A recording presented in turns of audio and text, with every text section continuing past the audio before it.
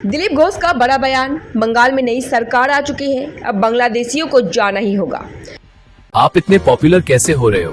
क्योंकि मैं heat, noise और मेंटेनेंस सब हैंडल करता हूं। आपका सीक्रेट क्या है?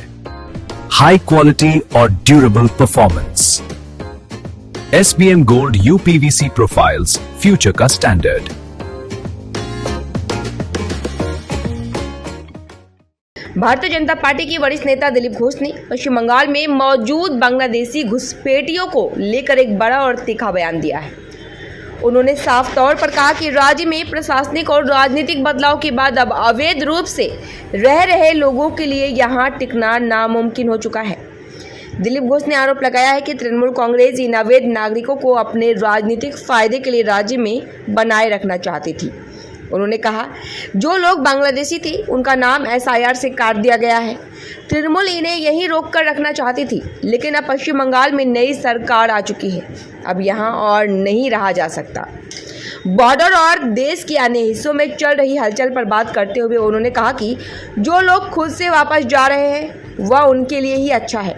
घोष ने चेतावनी भरे लहजे में कहा, वे अपने देश लौट रहे हैं, ये अच्छी बात है। पूरे भारत में ऐसे लाख लाख बांग्लादेशी बैठे हुए हैं, वे खुद ही चले जाए तो बेहतर होगा, वरना उन्हें जबरन वापस बांग्लादेश भेजा जाएगा। বাংলাদেশি যারা ছিল এসআইআর নাম বাদ দিয়েছে, তারপরে ওদেরকে টিএমসি সিপিএম ইত্যাদি আটকে রেখেছিল ভোটার হিসাবে। ওরা বুঝে গেছে যে সরকার পশ্চিমবাংলা এসছে, এখানে থাকা যাবে, আর তারা এটা ভালোই করছে, নিজের দেশে ফিরে যাক, ওখানে গিয়ে শান্তিতে থাক। সাথে বাংলায় না, সারা ভারতবর্ষে লক্ষ লক্ষ বাংলাদেশি বসে আছে, তাদেরকে ওরা নিজে চলে গেলে ভালো, না হলে জোর করে পাঠানো হবে বাংলাদেশে।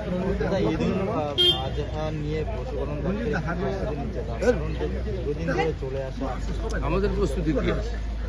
আমাদের কোনো কাজ নেই। পশু হত্যার ব্যাপারে যে আইন আছে সেটা লোককে আমরা জানিয়েছি, আইন না মানলে আমরা ব্যবস্থা নেব। সবাই আইন মানুন, তাহলে ঠিক আছে। সব প্রজেক্ট জুন মাসে শুরু হয়ে যাবে, যেগুলো বন্ধ ছিল। সব শুধু কল্যাণী নয়, উত্তরকন্যা বৈঠকে একই ছবি। উত্তরবঙ্গ উন্নয়ন মন্ত্রী বৈঠকে হাজির বিধায়ক সাবিনা ইয়াসমিন, বিধায়ক গোলাম রব্বানী, বিধায়ক কানাইয়ালাল আগরওয়াল, এরা সবাই যাচ্ছে। গতকাল দেখলাম আমরা ওরা করি না, সিপিএমও করেছে, টিএমসিও করেছে, তাতে কার কি লাভ হয়েছে জানি না, বাংলার ক্ষতি হয়েছে। আর আমাদের দেশের সংবিধানের অনুমতি দেয়নি। রাজনীতিতে এই ধরনের অসৌজন্য হতে পারে না, কেন যারা নির্বাচিত প্রতিনিধি জনগণের ভোটে জিতে এসেছেন, তারা এই উন্নয়নের কাজে অংশগ্রহণ করার অধিকার আছে। তাই আমাদের সরকার সবাইকে ডাকছে, ওনারা আসবেন কিন্তু ওনাদের ব্যাপার, আসছেন সবাই, আসুন সবাই মিলে বাংলার উন্নয়ন করি।